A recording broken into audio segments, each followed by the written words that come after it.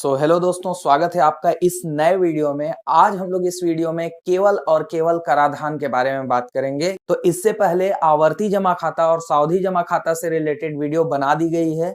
यदि आपने वो वीडियो नहीं देखी तो प्लीज जा करके सबसे पहले उसे जरूर देख लें। मैं उसका लिंक डिस्क्रिप्शन में या फिर ऊपर आई बटन पे भी वो फ्लैश हो रहा होगा। तो बात करते हैं आज की इस वीडियो की। तो आज का ये वीडियो वेरी इंटरेस्टिंग होने वाला है। आज की वीडियो से आप ये सीखोगे कि कैसे किसी भी व्यक्ति का आयकर निकाल सकते हैं।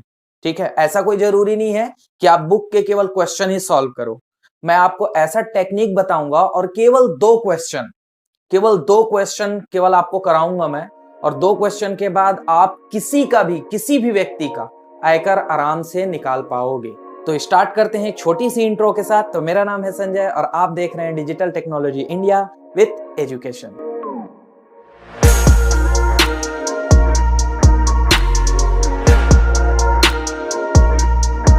तो ये आयकर या इनकम टैक्स या कराधान है क्या चीज? देखिए, होता क्या है कि इस देश का कोई भी व्यक्ति, ठीक है, एक आयकर की दरें होती हैं, ठीक है, जिसमें इस देश का कोई भी व्यक्ति जो उस आयकर की दरों में फिट बैठता है, ठीक है, यदि वो उतना अमाउंट कमाता है साल भर में, तो उसको अपने अमाउंट का कुछ पैसा, ठीक है, आयकर की दरों के हिसाब से कुछ पैसा गवर्नमेंट को, सेंट्रल गवर्नमेंट को वापस देना पड़ता है, केंद्रीय सरकार को वापस देना पड़ता है।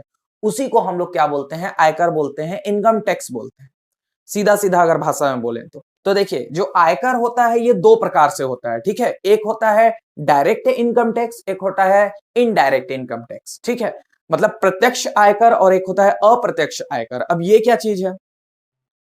प्रत्यक्ष आयकर ये होता है कि इसमें डायरेक्टली आपके सैलरी से, मतलब जो भी आप, अगर आप गवर्नमेंट सर्वेंट हैं तो आपकी सैलरी से डायरेक्ट एक अमाउंट बनता है, आपका एक आयकर की दरें निर्धारित की जाती है, आप किस आयकर की दर में फिट बैठते हो उस हिसाब से आपको उतना पैसा पे करना पड़ता है गवर्नमेंट को, ठीक है। और इनडायरेक्टली में, जैसे कि आप एलआईसी वगैरह ले लेते हो, पीएफ फंड में आपका पैसा जमा हो रहा है, ठीक है, प्रधानमंत्री राहत कोष आप लेते हो, राष्ट्रीय बचत पत्र लेते हो, तो ये सब पैसा भी आप कहां दे रहे हो?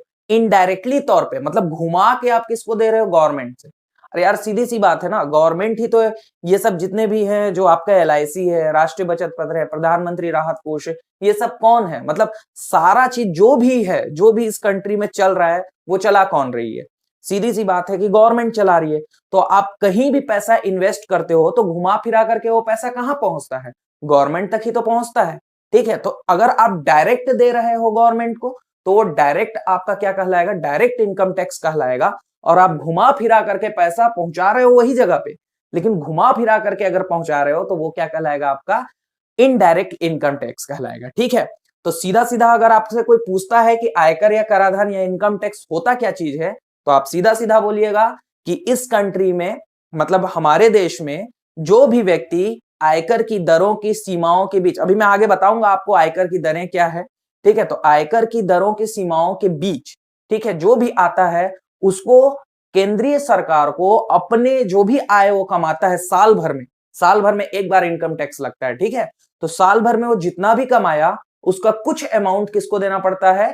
केंद्रीय सरकार को देना पड़ता है। उसी को हम लोग क्या बोलते हैं? आयकर, कराधान या इनकम टैक्स कहते हैं, बस, ठीक है। अब किसी भी व्यक्ति का हम लोग आयकर या इनकम टैक्स कैसे निकाल सकते हैं, ठीक है, तो मैं आपको एग्जाम्पल बताता हूं, फिर आपको समझाता हूं कुछ चीजें। लेकिन उससे पहले एक बना बनाया सूत्र है, ऐसा देखिए, ऐसा कोई सूत्र है नहीं, रियलिटी में बताऊं मैं तो ऐसा कोई सूत्र है नहीं, ठीक है। हाँ, कुछ चरण है उसका, कुछ स्टेप्स है, वो एक तरह से मेरे द्वारा बनाया गया एक सूत्र है, समझ लीजिए। मैं उस सूत्र को यहां पर लिख देता हूं, उस सूत्र को आप क्या कीजिएगा? स्क्रीनशॉट ले लीजिएगा, ठीक है, वो बहुत काम आने वाला है आपका। और आपको केवल उसी चीज को लेते हुए आगे हम लोग बढ़ेंगे। तो बहुत इंटरेस्टिंग, बहुत ही सरल, एकदम आसान भाषा में समझाऊंगा। और एक चीज, इसके अलावा ये जो टॉपिक है आयकर या कराधान, इनकम टैक्स, इससे रिलेटेड एग्जाम में, बोर्ड के एग्जाम में 101% 5 नंबर का क्वेश्चन आएगा ही आएगा एक तो, ये लिख करके ले लीजिए आप, ठीक है। तो इसीलिए इसको सीखना जरूरी है, ठीक है। तो मैंने जैसा कि वादा किया था, केवल 2 क्वेश्चन आपको बताऊंगा मैं। उस 2 क्वेश्चन से देखिएगा, आप कोई भी इनकम टैक्स, किसी भी व्यक्ति का, बुक का ही नहीं, किसी का भी आप पूछ करके उसका इनकम टैक्स निकाल सकते हो। एक सीए का काम आप कर सकते हो, ठीक है, तो चलिए स्टार्ट करते हैं। जैसा कि हमको पता है कि गणित के हर एक स्टेप में नंबर छिपा हुआ है, ठीक है, तो ये रहा 6 स्टेप में ये कंप्लीट होगा। 1 2 3 4 5 6 6 स्टेप आपको करना है और आपका इनकम टैक्स निकल करके आ जाएगा। अभी आपको लग रहा होगा कि यार क्या खतरनाक सा इतना बड़ा लिख करके दे दिए, लेकिन आप मेरा यकीन मानिए, आप वीडियो में लास्ट तक बने रहिए। मैं गारंटी देता हूं कि इस वीडियो के लास्ट होते होते आपको इनकम टैक्स से कोई भी टेंशन नहीं होने वाला, ठीक है। अगर मेरे ऊपर भरोसा है तो आप लास्ट तक बने रहिए, देखते जाइए क्या क्या चीजें। पहले मैं एक बार रिवाइंड करा देता हूं आपको। देखिए, सबसे पहले है व्यक्ति की कुल वार्षिक आय, ये जो भी भरना है। कर में छूट योग्य राशि, यहां पर हम लोग उन पैसों को लिखते हैं जिसपे उसको छूट मिलता है। तो ठीक है, इस पे तो छूट मिल गया, तो किस पे ब्याज देना, किस पे आयकर देना पड़ेगा, तो कर योग्य आय। तो यहाँ पर हम लोग डालेंगे कर योग्य आय, जिस पर क्या लगेगा, इनकम टैक्स लगेगा। फिर लगेगा आपका इनकम टैक्स, जिसको हम लोग आयकर बोलते हैं, जिसमें कर योग्य आय में हम लोग आयकर की दरें माइनस करेंगे, बताऊंगा मैं आगे। फिर है शिक्षा उपकर, इसमें क्या होता है, आयकर का 3% लगता है। और लास्ट में आपका रहता है कुल देय आयकर, जिसमें आपको आयकर प्लस शिक्षा उपकर जोड़ देना है, बस। ये है सूत्र, आप स्क्रीनशॉट लीजिए और इसको स्क्रीनशॉट लेने के बाद या फिर आप लिख लीजिए, मैं तो कहूंगा, और साथ साथ में इसको सामने रख लीजिए और मैं जैसा जैसा बताते जा रहा हूं आप देखते जाओ, आपको ऑटोमेटिक समझ में आने लगेगा, ठीक है। फटाक से स्क्रीनशॉट लो। तो अब इसमें सबसे बड़ा सवाल ये आता है कि ये आयकर की दरें हैं क्या।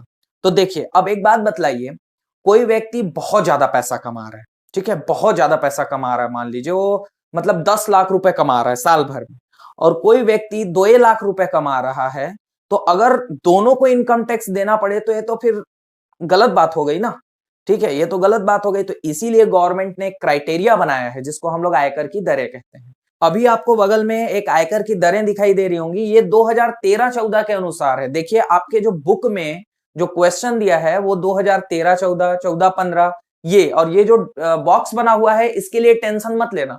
ये जो है आपको एग्जाम में दिया रहेगा, इसको याद करने की कोई जरूरत नहीं है आपको, ठीक है।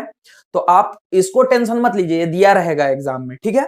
तो इस पे आप ध्यान से देखिए, सबसे पहले लिखा हुआ है क्या, 2013-14 में जो इनकम टैक्स चलता था, अभी क्या चल रहा है 2021-22, तो इसका इनकम टैक्स अलग होगा। 20-21 के अनुसार मैं बता दे रहा हूं, 2.5 लाख से इनकम टैक्स स्टार्ट होता है। 2.5 लाख तक कोई ब्याज नहीं देना है आपको। फिर 2.5 लाख से 5 लाख के बीच 10%, 5 लाख 10 लाख आपका 20% ऐसे देना रहता है। लेकिन यहां देखिए, आप यहां पर 2013-14 के अनुसार देखिए 2 लाख से स्टार्ट हो रहा है। 2 लाख रुपए पे आपको कोई भी इनकम टैक्स देने की जरूरत नहीं है। फिर 2 लाख 1 रुपए से 5 लाख रुपए के बीच में आप देखिए, आपको अपनी आयकर का, अब इसके बीच में आप जितना भी कमाते हो, ठीक है, उस पे आपको कितना देना पड़ेगा, गवर्नमेंट को 10% देना पड़ेगा, ठीक है। उसके बाद और देखिए नीचे, 5 लाख 1 रुपए से 10 लाख रुपए तक यदि आप कमाते हो, इसके बीच में यदि आपका साल भर का इनकम आता है, तो आपको गवर्नमेंट को जितना भी आप कमाते हो उसका 20% आपको किसको देना पड़ेगा, गवर्नमेंट को देना पड़ेगा, सही है। और उसके बाद अगर आप और भी ज्यादा कमाते हो तो फिर उसको, मतलब 10 लाख से यदि आप और ऊपर कमाते हो, 2013-14 के अनुसार गवर्नमेंट को आपको देना था, अपने आयकर का 30% देना था। तो ऐसे आयकर की दरें रहेंगी, तो इसका टेंशन मत लेना, ये एग्जाम में दिया रहेगा आपको, ठीक है। तो यही है आपकी आयकर की दरें, जिस क्राइटेरिया पे आप फंसते हो, लेकिन इसको लगाना भी एक अलग ही चीज है ना। तो कैसे लगाते हैं, किन बातों का ध्यान देते हैं, अब मैं आपके सामने एग्जाम्पल रखता हूं, क्वेश्चन रखता हूं, तो आपको क्लियर समझ में आएगा, ठीक है। तो ये रहा आपके सामने पहला क्वेश्चन। इस क्वेश्चन को ध्यान से पढ़िए या पढ़िए भी मत, मैं तो ये इतना तक बोलूंगा कि आपको क्वेश्चन भी पढ़ने की जरूरत नहीं पड़ेगी मेरे तरीके से यदि आप बनाओगे तो। बिना क्वेश्चन पढ़े बस जो जो चीज मैं बोलते जा रहा हूं वो आप लिखते जाइए, ठीक है। चलिए स्टार्ट करते हैं, क्वेश्चन को देखिए। और इसके अलावा मैंने आपको एक सूत्र अभी अभी बताया था कुछ देर पहले, तो वो आप निकाल लीजिए, ठीक है। इसीलिए मैं बोला था कि लिख करके रख लीजिए सामने। अब स्टार्ट करते हैं, यदि आपने लिख लिया होगा तो अब स्टार्ट करते हैं हम लोग। तो सबसे पहला सूत्र मैंने क्या लिखवाया था आपको, मैंने लिखवाया था व्यक्ति की कुल वार्षिक आय, यही लिखवाया था। व्यक्ति का कोई नाम वाम है क्या, देखिए इस क्वेश्चन में, नहीं, नाम नहीं है। क्या लिखा हुआ है, शासकीय कर्मचारी। तो आप व्यक्ति की जगह पे क्या लिख सकते हो, शासकीय कर्मचारी, ऐसा भी लिख सकते हो। तो लिख देते हैं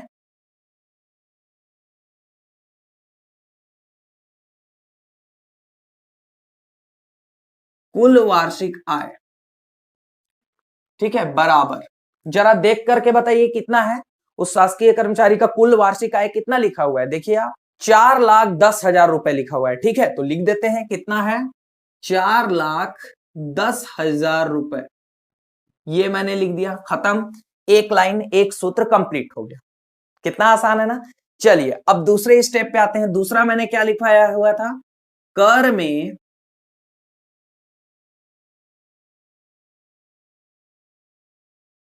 में छूट योग्य राशि।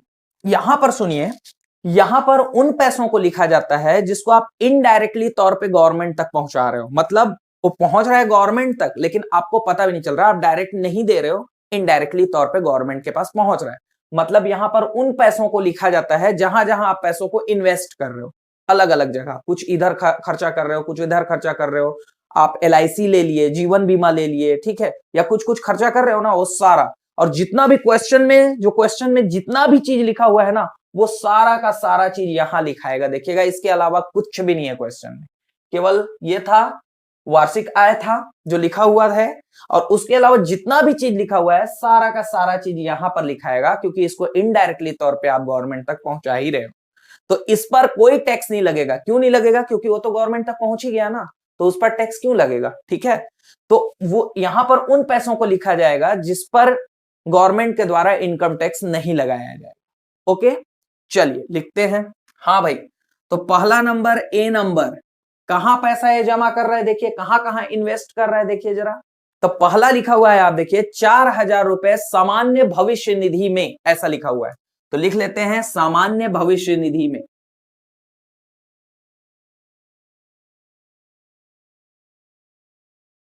कितना रुपए जमा कर रहा है, 4,000, लिख दीजिए भाई, बस, ठीक है, इतना ठीक है।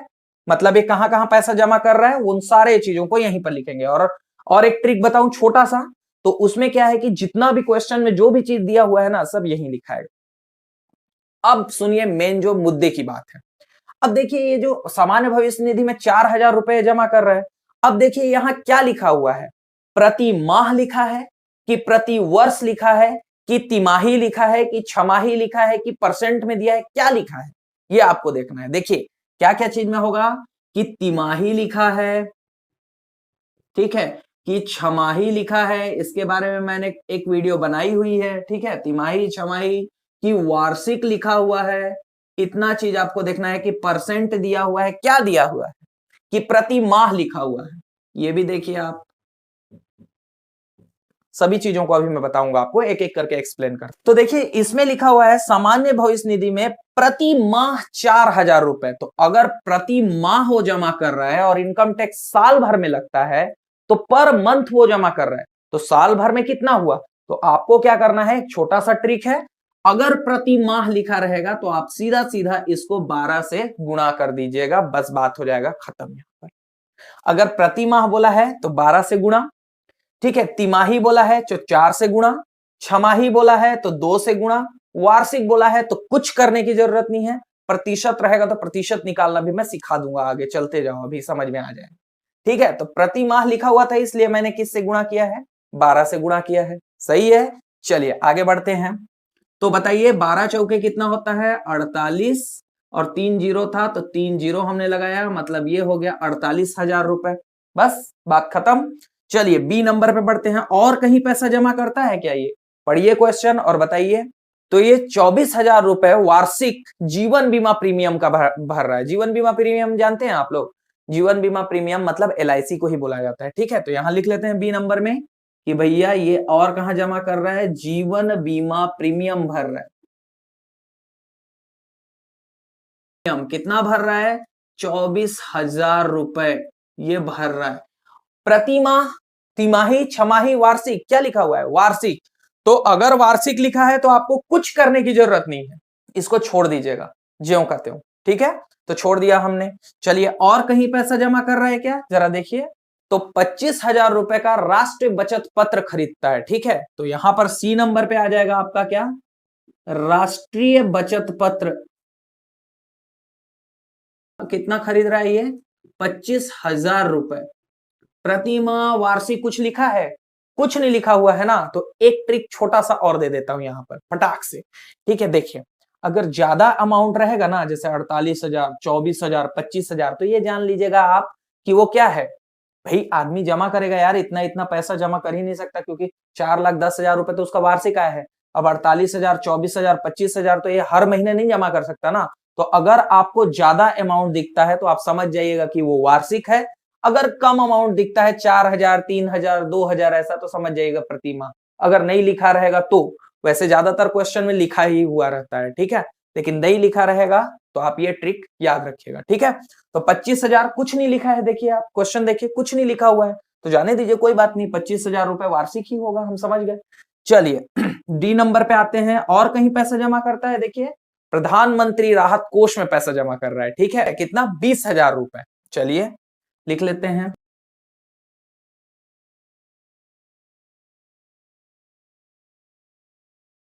20,000 रुपए जमा करता है, जो 100% कर मुक्त है, 100% फ्री है, समझ में आ रहा है ना, कर मुक्त मतलब 100% उस पर कोई कर नहीं लगेगा, तो कोई कर नहीं लगेगा तो हो गया 20,000 रुपए, ठीक है, इस पे कोई टैक्स नहीं लगेगा, इसीलिए तो लिख रहे हैं ना, कर में छूट योग्य राशि जिस पर टैक्स नहीं लगेगा, ठीक है, इस पे ऑलरेडी टैक्स लगाया है। चलिए आगे आते हैं, और कहीं जमा कर रहा है क्या, तो देखिए वृद्धाश्रम में भी ये पैसा जमा कर रहा है 12,000 रुपए, ठीक, तो यहां लिख लेते हैं,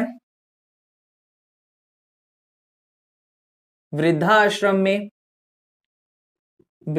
में जमा कर रहा है कितना, 12,000 रुपए, ठीक है।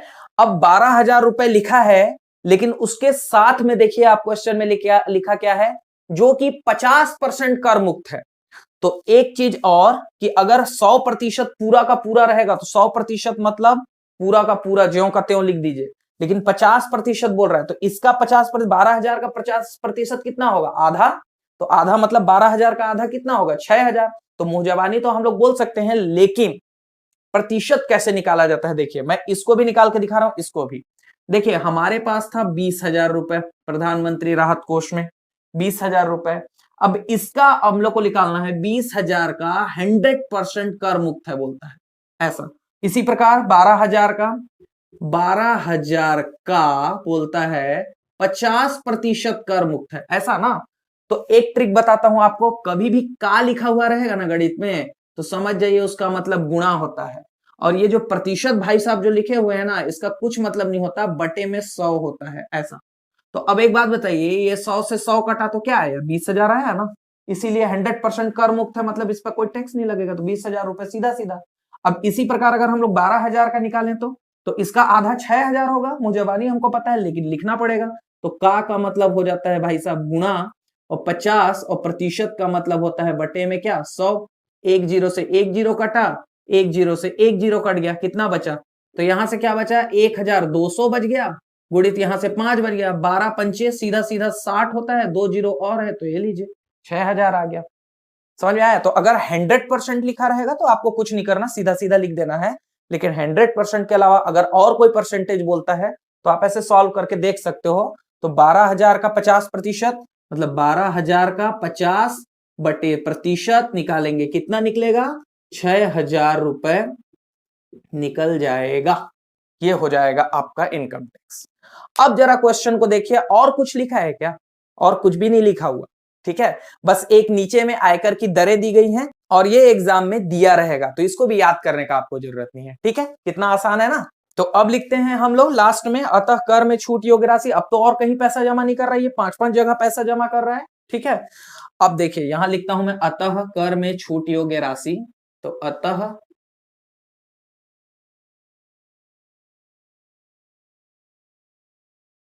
कुल राशि बराबर, मैंने सूत्र में क्या लिखवाया था, a plus B plus C plus D, यही लिखवाया था ना, मतलब a को, b को, c को, d को आपको जोड़ना था, यहाँ e भी है, अगर f रहता तो उसको भी जोड़ते, g रहता तो उसको और जोड़ते, ठीक है ना, मतलब जितना चीज यहां पर लिखाया रहेगा सबको हम लोग को जोड़ना है। तो जरा बताइए, a का आंसर कितना था, 48,000, लिख दीजिए 48,000, प्लस b का कितना है, 24,000, लिखते जाइए, प्लस फिर सी का कितना था हमारा, 25,000, लिख दीजिए, प्लस डी का कितना था, तो 20,000, लिख लीजिए, प्लस और ई का कितना था, तो 6,000, लिख देते हैं 6,000, अब इन सब को टोटल करेंगे और टोटल करके यहां पर हम लोग लिखेंगे। तो जब हम लोग इसको जोड़ते हैं तो आता है आपका 1,23,000 रुपए।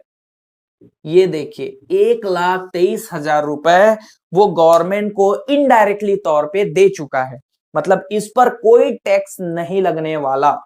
ठीक है, तो चलो इस पर टैक्स नहीं लगेगा तो कितने रुपए पे टैक्स लगेगा, उसका इतना वार्षिक आय है, इतना पे टैक्स नहीं लगा तो कितने पे लगेगा, तो वो निकालना पड़ेगा ना। तो थर्ड नंबर हम लोग निकालते हैं क्या, कर योग्य आय।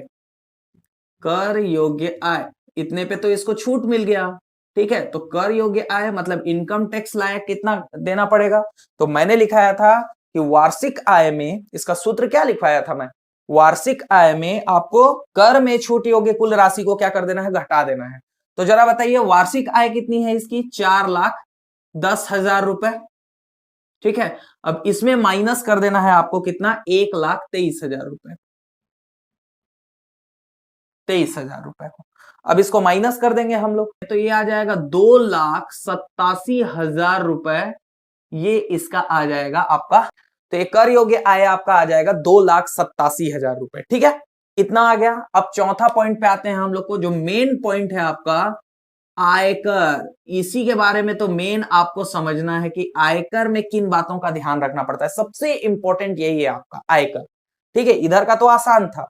ठीक है, तो फटाक से एक क्विक रिपीट कर देता हूं इतना तक, फिर मैं आयकर को समझाता हूं। ठीक है, तो देखिए सबसे पहले वार्षिक आय हम लोगों ने लिखा और यहां पर उन पैसों को लिखा गया है जहां जहां वो पैसा इन्वेस्ट कर रहा है। ठीक है, तो ये सारे पैसों को यहां पर लिखा गया था और कुल मिलाकर के आपका क्वेश्चन भी पूरा इसी के ऊपर डिपेंड था। सारों को जोड़ करके हम लोग इतने लेकर के आए, इतने पे कोई टैक्स उसको देने की जरूरत नहीं है क्योंकि घुमा फिरा करके वो इनडायरेक्टली तौर पे गवर्नमेंट को दे रहा है। तो कितने रुपए पे देना पड़ेगा उसको टैक्स, तो हम लोगों ने वार्षिक आय में इस पैसे को घटा दिया तो हमारा आ गया है कर योग्य आय 2,87,000 रुपए आ चुका है। अब इस पर इसको टैक्स देना है। अब आप देखिए बगल में आपको फिर से आयकर की दरें दिखाई दे रही होंगी जो इस क्वेश्चन में दिया हुआ था। वो आयकर की दरें अभी मैं साइड में आपको दिखा रहा हूं, आप इधर मत देखिए, आप इधर देखिए। ठीक है, इधर देखिए आयकर की दरें। ठीक है, अभी आप देखिए आयकर की दरें और इस अमाउंट को देखिए 2,87,000 रुपए को देखिए और देख करके आप बताइए कि ये व्यक्ति कौन से वाले आयकर की दरों में ये फंस रहा है, जरा देख करके बताइए। तो ये व्यक्ति क्या कर रहा है, 2,87,000 रुपए के हिसाब से ये कौन से वाले में फंस रहा है, आपका दूसरे नंबर वाले पे फंस रहा है। मतलब जो 2 लाख से 5 लाख के बीच में है, जिसपे उसको आयकर का कितना देना पड़ेगा, 10% देना पड़ेगा गवर्नमेंट को। ये कमा रहा है 2,87,000 रुपए, मतलब 2 लाख से तो ज्यादा है लेकिन 5 लाख से क्या है इसका कम है, मतलब ये 10% इसको देना पड़ेगा। अब सुनिएगा, यहीं पर इंटरेस्टिंग चीज आता है, सुनिएगा ध्यान से। अब एक बात बतलाइए, आप देखिए ध्यान से, भाई गवर्नमेंट खुद बोलती है कि 2 लाख रुपए तक तो आपको कोई इनकम टैक्स देने की जरूरत नहीं है, सही है। और ये व्यक्ति फंस गया है कौन से वाले में, 10% वाले में। ठीक है, ये भी तो 10% वाले में फंसा है। देखिए सुनिएगा, गवर्नमेंट के अनुसार 2 लाख रुपए तक आपको कोई भी इनकम टैक्स नहीं देना है, 0%। ये व्यक्ति फंस गया है 2,01,000 से 2,01,000 से 5 लाख के बीच में, सही है। मतलब इसको गवर्नमेंट को कितना देना पड़ेगा, 10%। अब ये व्यक्ति इसमें फंस चुका है, ठीक है, इसको देना पड़ेगा गवर्नमेंट को कितना, 10%, सही है, ये 10% देगा। लेकिन गवर्नमेंट खुद ही बोल रही है कि भाई साहब 2 लाख रुपए तक आपको कोई इनकम टैक्स देने की जरूरत नहीं है। तो ये बेवकूफ थोड़े है, ये क्या करेगा, इसमें से 2 लाख रुपए निकाल लेगा। ठीक है, 2 लाख रुपए क्या कर लेगा, ये निकाल लेगा, क्योंकि गवर्नमेंट खुद बोल रही है कि 2 लाख तक कोई टैक्स नहीं देना पड़ेगा। तो 2 लाख अगर इसमें से निकाल देगा तो बचा कितना इसके पास, राइट, 87,000 रुपए। ठीक है, तो केवल 87,000 रुपए पे ही इसका क्या लगेगा, टैक्स लगेगा। कितना परसेंट, 10% वाला क्राइटेरिया में फंसा था ना, तो केवल आपका 10% वाला ही लगेगा। नहीं समझ में आया, एक बार और समझ लीजिए अच्छे से। देखिए ये व्यक्ति किस आयकर की दर में फंसा, 10% वाला, क्योंकि ये 2 लाख और 5 लाख के बीच में था। ठीक है, सही है, हम समझ गए 10%। लेकिन गवर्नमेंट तो खुद ही बोल रही है ना यार कि 2 लाख रुपए तक कोई टैक्स नहीं देना आपको, तो 2 लाख रुपए निकाल के पॉकेट में रख लेगा अलग से। समझ में आया ना, तो बचा कितना, 87,000 रुपए। उस 87,000 रुपए पे क्या लगाएगा, टैक्स लगेगा कितना, 10%। मैं लिख भी देता हूं ताकि आपको क्लियर समझ में आए। ठीक है, लिखता हूं, तो यहां लिख देते हैं हम लोग, चूंकि 2 लाख रुपए तक 2 लाख रुपए तक 0% आयकर देय है, मतलब 0% देना रहता है। अतः हम लोग क्या करेंगे, 2,87,000 में से, ठीक है, माइनस कर देंगे कितना, 2 लाख रुपए को आप क्या कर दीजिए, माइनस कर दीजिए, तो बचा कितना, 87,000 रुपए केवल बचा। और 87,000 रुपए जो बचा है, इस पर आपका क्या लगेगा, इनकम टैक्स लगेगा, वो भी कितना, 10%। 87,000 रुपए बचा यहां पर, 87,000 रुपए बचा। अब 87,000 का 10% निकालेंगे। अब 87,000 का 10%, चलिए निकालते हैं 87,000 का 10%। तो ये रहा भाई साहब 87,000 का मतलब होता है गुणा 10/%। तो 2 जीरो से 2 जीरो काट दो यहां से, ये देखिए 2 जीरो से 2 जीरो कटा, तो बचा क्या, 870 गुणित 10। तो 87 का गुणा कर दीजिए, 87 एकम 87 ये, और 2 जीरो का 2 जीरो, मतलब 8,700 रुपए इसको इनकम टैक्स देना पड़ेगा। लेकिन अभी आंसर पूरा नहीं हुआ है ना, चौथे नंबर तक हम लोग आए हैं। अभी 5वां शिक्षा उपकर और 6वां कुल देय आयकर बचा है। तो आप इतना स्क्रीनशॉट लीजिए, फिर मैं आगे बताता हूं। हम लोग का कितना आया था, 87,000। कैसे आया था मैंने बता दिया। अब सुनिए आगे 5वां नंबर। अब आसान है, मेन यही रहता है आयकर समझना, इसके बाद तो आसान। 5वां नंबर हमको पता है क्या हम लोग निकालते हैं, शिक्षा उपकर। शिक्षा उपकर में मैंने क्या सूत्र लिखवाया था, आयकर का 3%। ठीक है, आयकर कितना आया हमारा, 8,700 का 3%, आयकर का 3%। तो निकालते हैं। तो 8,700 का 3% का मतलब होता है भाग 100 का।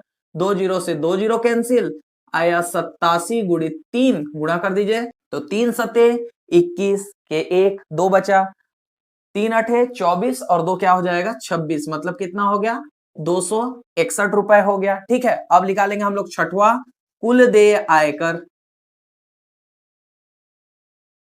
कुल देय आयकर में क्या लिखते थे हम लोग, आयकर प्लस शिक्षा उपकर। मतलब आयकर हम लोग का आया था कितना, 8,700 प्लस इसमें हम लोग शिक्षा उपकर को जोड़ते हैं 3%। ठीक है, तो ये 261 रुपए जुड़ेगा, तो जोड़ देते हैं यहां। तो एक आ जाएगा, 6 आ जाएगा, 7 8 9 आ जाएगा, और 8 का 8, 8,961 रुपए इसको शुद्ध आयकर देना पड़ेगा।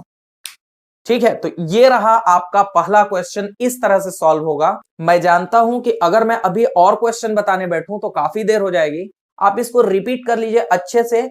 एक दिन के बाद, 1-2 दिन के बाद एक और वीडियो आएगी जिसमें मैं एक और क्वेश्चन आपको बता दूंगा। ठीक है, अगर मैं और भी क्वेश्चन बताने चलूं तो बहुत लंबी वीडियो बन जाएगी। ठीक है, तो मैं नहीं बता रहा हूं, तो शायद ये आपको समझ में आ गया होगा। इसके बाद और भी वीडियो आएंगी जिसमें मैं और क्वेश्चन करा दूंगा। एक चीज और, इनकम टैक्स से दो टाइप के क्वेश्चन आते हैं। अभी तक देखिए केवल हम लोग 6 नंबर तक ही हल करते थे। ठीक है, लेकिन एक क्वेश्चन ऐसा रहेगा इसमें आपको मिलेगा जो कि 11 महीने के लिए रहता है, 11th मंथ के लिए, जिसको हम लोग अग्रिम जमा आयकर बोलते हैं। ठीक है, तो अग्रिम जमा आयकर में क्या होता है, ये 6 रहेगा, 2 और सूत्र बढ़ जाएंगे, 7 नंबर और 8 नंबर। ठीक है, तो उसको कैसे बनाया जाता है, और अभी आपको ऐसा लग रहा होगा कि बहुत आसानी से समझ में आ गया है, लेकिन अगर आप इस वाले क्वेश्चन को या इसके जैसे और भी क्वेश्चन जो स्क्रीन पे दिखाई दे रहे हैं, अगर आप उसको बनाने बैठोगे तो आपको यहां पर थोड़ा सा दिक्कत आएगा आयकर में, कि हम आयकर कैसे लगाए करके। ठीक है, क्योंकि ये सेकंड नंबर वाला क्राइटेरिया में फंस गया तो तुरंत हम लोग 2 लाख रुपए माइनस करके निकाल दिए। लेकिन अगर थर्ड नंबर पे फंस जाए, फोर्थ नंबर पे फंस जाए, तो कैसे इसको सॉल्व करते हैं। ठीक है, तो वो थोड़ा सा दिक्कत वाली बात है। तो मैं इसके बाद एक और वीडियो लाऊंगा इसी का पार्ट 2, तो वो आप देखिएगा, आपको पूरा जो भी कंफ्यूजन रहेगा पूरी तरह से दूर हो जाएगा, और अग्रिम जमा आयकर का भी क्वेश्चन मैं बता दूंगा आप लोगों को। ठीक है, आई होप आपको ये वीडियो पसंद आई होगी। यदि पसंद आई है तो प्लीज लाइक शेयर सब्सक्राइब कर दीजिए, अपने दोस्तों के साथ शेयर कर दीजिए। और वाकई में आपको पार्ट 2 चाहिए तो मुझे कमेंट में कमेंट करके पार्ट 2 जरूर लिख दीजिएगा, ताकि मुझे समझ में आए। ठीक है, मैं मिलता हूं आपको नेक्स्ट वीडियो में, तब तक के लिए बाय बाय।